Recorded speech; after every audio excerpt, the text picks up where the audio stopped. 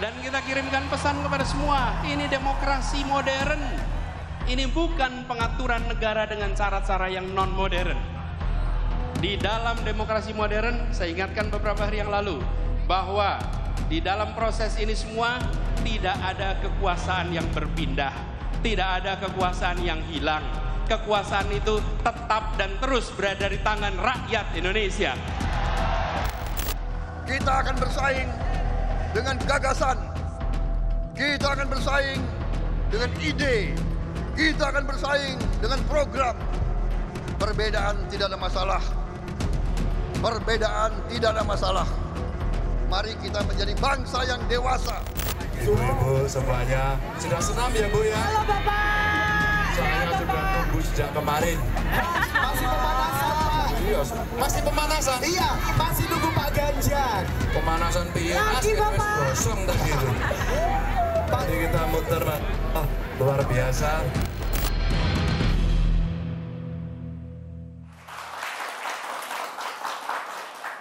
Ya, diskusi kita semakin seru. Kalau gitu langsung saja kita libatkan juga anak-anak muda yang sudah hari sini, para mahasiswa, untuk bisa bertanya langsung kepada sejumlah narasumber kami. Silahkan. Baik, nama saya Aziza Ratu Buanahan. Saat ini sebagai Koordinator Pusat Dewan Eksekutif Mahasiswa Fakultas Syariah dan Hukum se-Indonesia. Izin bertanya kepada Gus Romi ataupun narasumber lainnya. Tadi kita membahas banyak sekali tentang masa lalu ya, Gus dan juga narasumber yang lainnya. Tetapi kalau kita melihat realita ke depan 2024 ini, 60% pemilih adalah generasi milenial dan juga Gen Z yang sangat melek dengan media sosial. Otomatis yang harus digagaskan adalah visi misi pemimpin ke depannya dan juga netralitas yang saat ini harus difokuskan oleh Pilpres 2024 mendatang. Nah, isu kemarin ini Presiden yang telah menemui 6 ketua umum parpol. Nah, tentu itu juga menimbulkan sedikit gejolak di masyarakat. Namun yang ini ingin saya tanyakan adalah bagaimana sih sebenarnya netralitas pemimpin yang harus ada pada Pilpres 2024 nanti. Terima kasih. Silakan Gus. Ya, kalau kita berbicara soal netralitas pemimpin, maka mari kita coba lihat latar di luar dan juga di dalam Indonesia. 2016 Obama itu secara terbuka di panggung kepresidenan Amerika Serikat menyatakan dukungannya kepada Hillary. Dan beliau berkampanye untuk Hillary. Yang kedua, kita tahu persis bahwa presiden ini pejabat politik. Bahkan pejabat super politik. Karena hanya satu-satunya pejabat di Indonesia yang dipilih, dicalonkan oleh partai politik. Rakyat yang nantinya akan menentukan siapa yang menemukan kemenangannya. Nah, yang ingin saya katakan adalah bahwa ketika Presiden kemarin mengumpulkan 6 partai politik, Presiden memiliki preferensi politik. Loh, gimana sih kalian ini? Wong 5 tahun yang lalu saja 2019, Presiden mencalonkan diri. Kan Presiden itu dicalonkan oleh semua partai politik. Artinya Presiden betul-betul di situ meletakkan pilihlah saya, kan begitu. Dan itu didorong oleh partai politik. Kenapa kemudian ketika sekarang Presiden menentukan sikap untuk mengendorse calon tertentu tidak boleh? Yang kedua, ingin saya katakan juga misalnya, ketika kita berbicara seorang presiden yang memiliki legacy yang begitu luar biasa, mega monumen yang sekarang masih berjalan, jalan tol, waduk, bandara-bandara, IKN dan lain sebagainya. Dan itu kemudian dibutuhkan kontinuitas. Dan kita tahu persis bahwa itu dibutuhkan pengejauhan tahan yang dari calon presiden yang akan menjadi presiden yang tahu persis apa persoalan yang melatari sehingga timbul mega monumen itu dan kemudian mengapa harus dilanjutkan dan resiko-resiko yang timbul apa. Wajar kalau kemudian seorang Presiden Jokowi memiliki keberpihakan. Malah menurut saya harus berpihak. Kalau kita berbicara Pak JK misalnya, tahun 2019 Pak JK itu penasehat tim kampanye nasional dari Pak Jokowi. Jadi itu hal yang biasa. Loh, presiden saja boleh nyalon lagi kok dan berpihak. Masa sekarang kemudian begitu berakhir tidak boleh berpihak? Jadi gini, Bang Rani. Begitu saya kan? izin. Gus, beda sekali antara Amerika sama Indonesia. Di kita ini feodalismenya kuat. Ketika presiden menyatakan seperti itu, saya malah melihat ini etikanya bermasalah sekali. Kenapa? Karena yang pertama, di istana. Yang kedua, presiden menyatakan Nasdem itu sudah punya koalisi yang lain. Berarti kalau Gus sangat paham, mafhum mukhalafahnya berarti makna sebaliknya, berarti yang ini tidak saya dukung yang ini. Pak Jokowi itu harus paham, beliau punya dua sisi. Personally, secara personal boleh kok Pak Jokowi dukung Ganjar, dukung Prabowo, nggak ada masalah. Tapi tidak sebagai Pak Jokowi sebagai institusi presiden.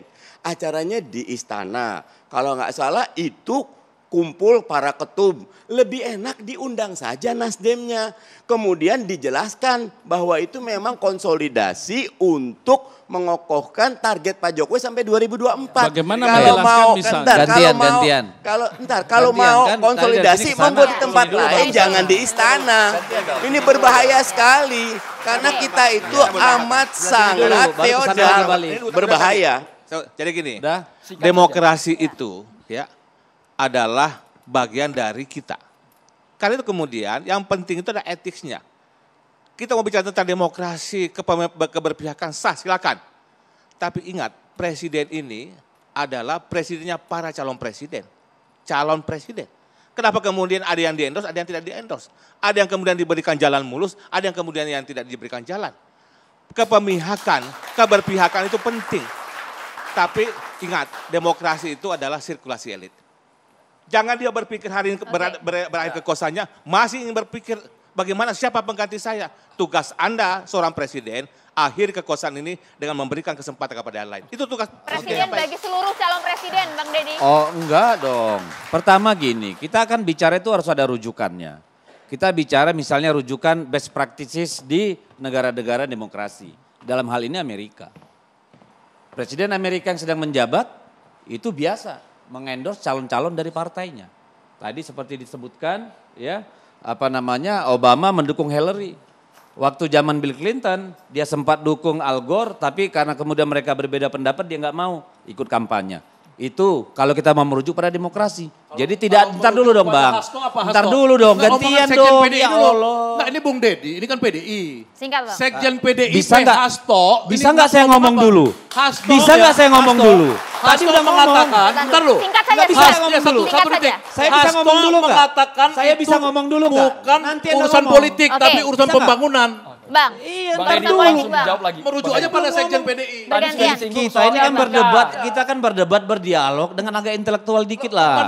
Kalau saling main potong-potong, boleh nanti boleh nggak gantian? Mengingatkan. Nanti kata-kata Anda boleh saya disampaikan setelah saya ngomong. Oke, kita tahan dulu Bang. Setelah Anda ngomong, Iya boleh. Bang, kita sama-sama dapat waktu nanti. Jadi kalau merujuk secara praktis demokrasi tidak salah Pak. Ya, presiden mendukung. Mari kita baca sejarah kita. Dalam sejarah kita. Sejarah kita Bung Karno dijatuhkan sidang umum MPR. Soeharto dijatuhkan sidang umum MPR. Habibie jatuh di MPR. Ibu Mega selesai dia mencalon. Ya, tidak ada. Pak Jokowi menang, periode kedua dia tidak mengendorse calon siapapun karena tidak punya calon. Oke? Apakah ada konstitusi yang dilanggar? No. Apakah ada regulasi yang dilanggar? Tidak. Apakah ada etika yang Cara mana? etika. Nah. Etika itu belajar dari proses kita berkebudayaan berpraktek politik. Kan dari sana munculnya etika dan norma. Mana yang dilanggar? Tidak ada. Sebentar Bang. Belum ngomong Bang, belum ngomong. Siap-siap. Baru on mic Bang. Aman Bang.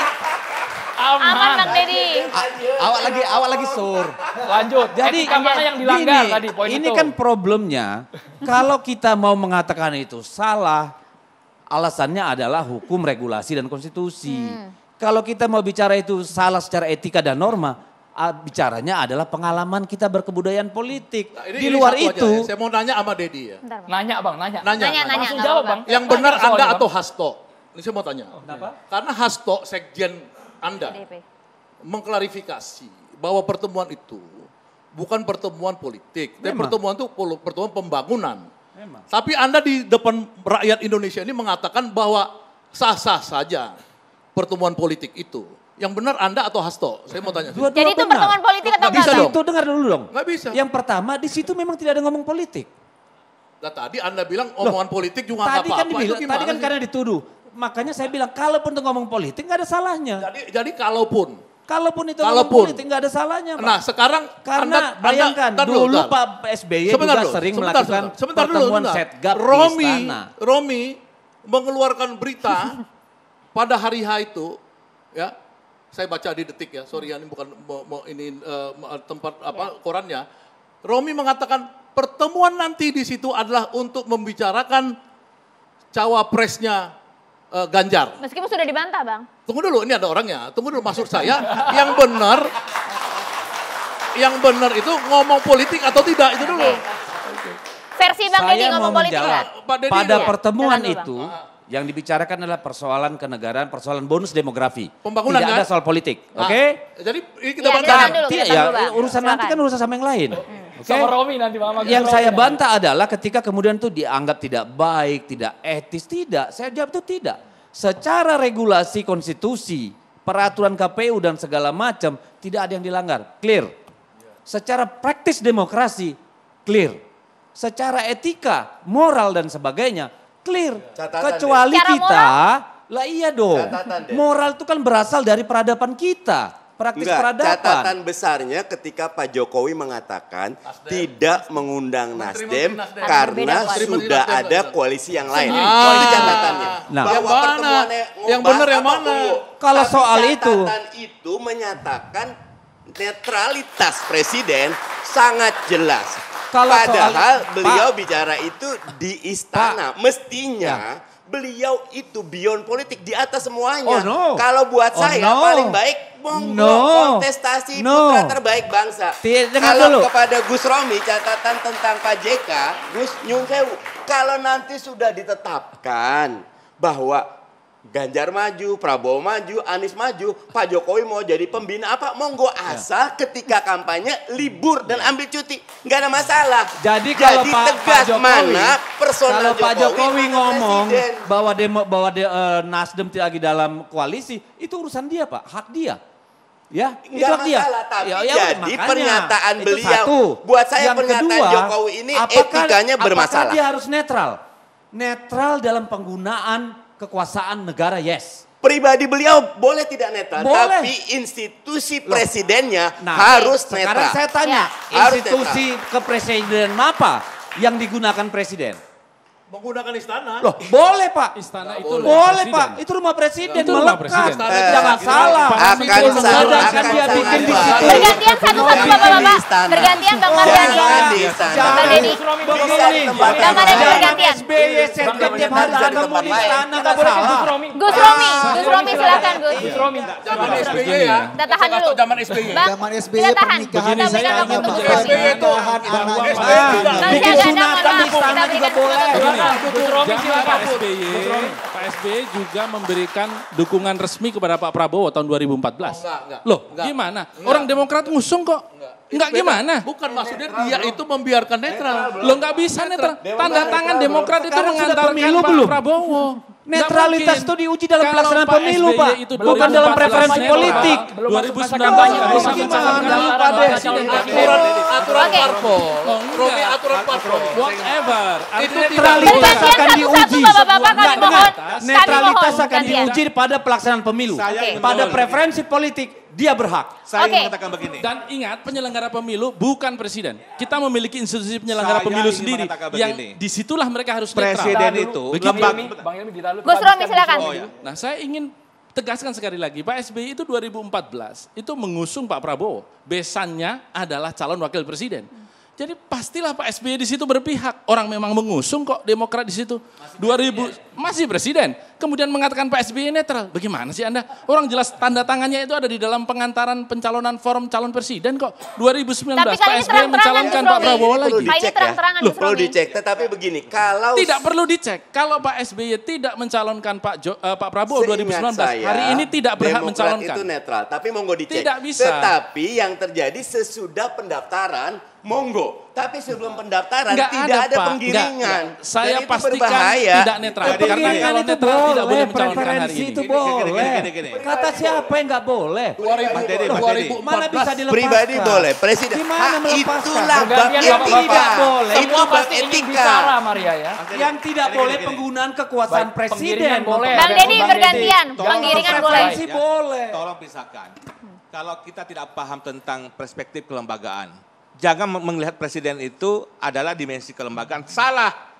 Kita mengatakan presiden kalau Anda mau melakukan pertemuan dengan itu, ini etik lokal. Ya, jangan selalu ketika kemudian Anda mengambil alasan Anda menggunakan etika internasional. Tapi ini dimensi lokal, kita harus butuhkan itu. Seorang presiden Seorang presiden yang baik itu tidak memihak. Kalau Anda memihak silakan. Tapi jangan tunjukkan. Jangan tunjukkan. Sebelum ini dari 2014 seringkali dilakukan makan malam ketua partai politik bersama presiden di istana. Kenapa nggak ada yang ribut?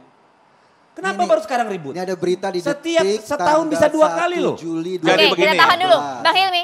Aspek kelembagaan itu yang kita tahan dulu, Bang Hilmi. Prabowo Hatta, kata Wakil Ketum Demokrat itu suaranya Pak SBY.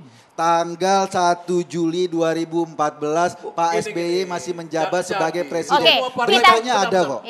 Semua parpol itu berkewajiban mendukung. Kalau tidak dia di tahun berikutnya, 5 tahun berikutnya, dia kehilangan hak untuk mencalonkan. Itu kan aturan.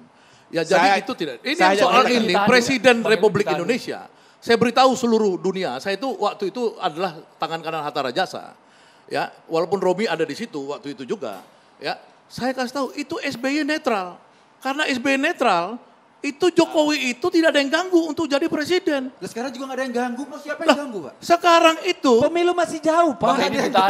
Sekarang itu pemilu masih jauh. Belanda belum sampai Batavia. Jangan dulu. Masih di Selat Madagaskar. Madagaskar. Dengar dulu dong.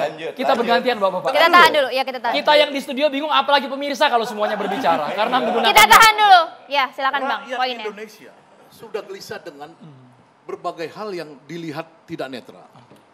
Ya satu misalnya KPU yang ini terkesan ya untuk memenangkan kontestannya Ganjar Pranowo. Terkesan, silakan bantah.